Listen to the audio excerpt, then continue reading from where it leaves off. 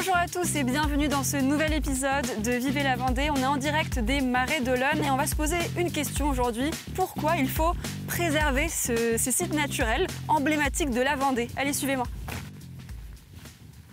Salut Daniel. Bonjour. Tu es donc le porte-parole des propriétaires des marais. Est-ce que tu vas pouvoir nous expliquer pourquoi c'est important de les préserver? En fait, oui, je suis le président de l'association syndicale des Marais de la Gachère, une association qui est composée de près de 600 propriétaires sur une superficie d'environ 1300 hectares. Et depuis un certain Louis-Philippe, en 1836, l'association syndicale a été créée pour préserver et accompagner les propriétaires dans leur démarche. Okay. Et en effet, la préservation est essentielle, plus que jamais. Depuis toujours, donc depuis 200 ans, les propriétaires s'arc-boutent sur leur propriété privée pour l'entretenir et faire en sorte que ce soit un milieu absolument vivable pour tout le monde, avec une eau qui est renouvelée, une belle eau et non pas une eau pourrie avec des odeurs épouvantables, etc. Une biodiversité extraordinaire avec des oiseaux, des poissons et des loutres et tout ce qu'on veut. Et ça, ce n'est pas par hasard. Si le propriétaire n'entretient pas sa propriété, donc ses 1300 hectares, aujourd'hui, 200 ans après, ce serait une forêt. Et cette biodiversité extraordinaire, on ne l'aurait pas. On dit que c'est un site naturel, mais c'est quand même construit par l'homme, en fait, les marais. En fait, ce site est peut-être naturel, mais c'est l'homme qui l'a fabriqué de toutes pièces, depuis le XIIe siècle, même depuis le IXe siècle, on va dire. Et c'était pour se battre contre une nature qui était hostile et en faire une nature maîtrisée, où on a cultivé pour se nourrir. On a fait du business en faisant du sel également.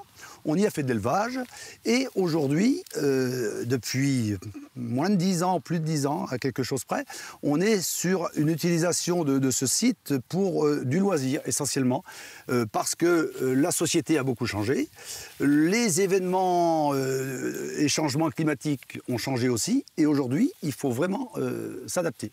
Donc ça appartenait aux moines à l'époque? Voilà. Et puis après, c'est à cause de la Révolution, c'est ça? Voilà, il y a eu la Révolution. On a retrouvé des partages de territoires avec des gros propriétaires et des successions qui ont divisé ces grosses propriétés, qui arrivent aujourd'hui à 600 propriétés, on va dire, individuelles. Donc ce sont les petits-fils des bourgeois qui ont eu ces terres-là, ou comment on peut... Pour faire simple, peut-être, oui, c'est ça. Mais ce qui est sûr, c'est qu'on se retrouve dans des patrimoines familiaux où il y a énormément d'affection, d'émotions, d'histoire.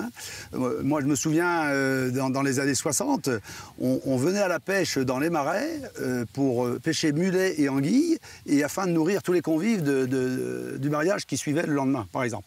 Donc, énormément de moments forts. Aujourd'hui, ce sont des sites où on a une cabane au milieu du marais, où on entrepose tout ce qu'il faut pour entretenir son marais, et on y passe beaucoup, beaucoup de temps dans nos marais. Il y a 2 marées par mois. C'est-à-dire deux marées. Deux marées, pas deux marais. Non, on ne confond pas. Et on s'attache à, avant les marées à fort coefficient, de vider l'eau qui se salit naturellement dans le marais pour reprendre de la belle, etc. Donc c'est 2 jours avant chaque marée, 2 fois par mois, et 2 jours après, ça fait déjà 4 fois de 8, etc. Et on entretient nos espaces de terre qui bordent ce dos par des fauchages, etc. C'est un investissement énorme, au bénéfice de monsieur tout le monde. On en fait un paysage, un bien commun. Ça, c'est dingue. Et tout ça, pourquoi vous le faites, vous? Vous êtes obligé? Encore une fois, historiquement, patrimonialement parlant, préserver un patrimoine paysager, c'est tellement unique que, naturellement, on ne se pose pas de questions. Mais à un moment donné, malgré tout, on sent qu'on est à la veille de ne plus pouvoir faire plus. Pourquoi alors sans parler de politique, vous voyez ce que je veux dire, mais par définition, quand on a tout donné, on n'a plus rien à donner. Et on a l'impression d'avoir tout donné aujourd'hui. Et toutes les réglementations qui existent sur les marais, qui sont indispensables, mais qui, par définition, ont du mal à aller chercher le détail de pourquoi on est originaux. Et donc, il y a des réglementations qui s'empilent, et puis on se retrouve à tout donner sans plus rien recevoir, récolter, par exemple. D'accord ? Donc, le risque, c'est que toute cette génération de propriétaires baissent les bras et disent je ne fauche plus, tant pis, je ne vais plus dans mon marais, tant pis. Et là, je crains que la nature, elle, qui a horreur du vide, elle va reprendre sa place. Et on va retrouver le phénomène des moines qui, en exagérant pas tant que ça, qui ont eu à remettre en état cette nature qui était devenue hostile.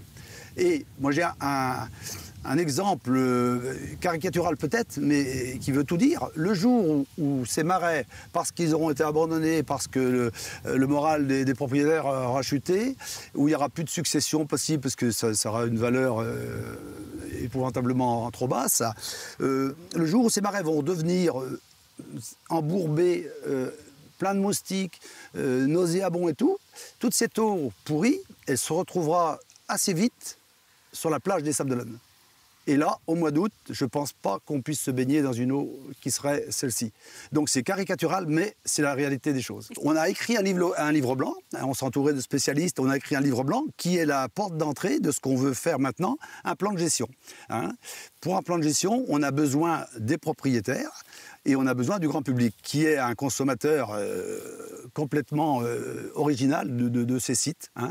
Et aujourd'hui, notre plan de gestion nous a demandé à faire appel à nos propriétaires qui ont mis la main à la poche pour lancer ce plan de gestion qui va être coûteux pendant 10 ans, on va dire. Et la deuxième partie, c'est qu'on veut que le grand public accepte et comprenne que c'est son bien à lui aussi et que s'il veut en profiter, qu'il n'hésite pas à nous rejoindre. Et cet appel aux dons fait partie de ça.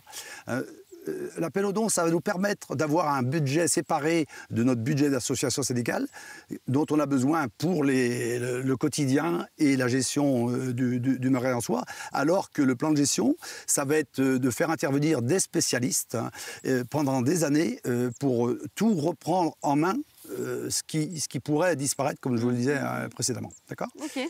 Donc on a besoin de tout le monde, tous ceux qui y croient, et Dieu sait s'il y en a beaucoup de gens qui y croient et beaucoup qui apprécient, et on est absolument persuadé que c'est, d'ailleurs, non seulement on y croit, mais aujourd'hui, au bout de quelques semaines, quelques mois si on veut, on a déjà des dons qui dépassent largement les 10 000 euros.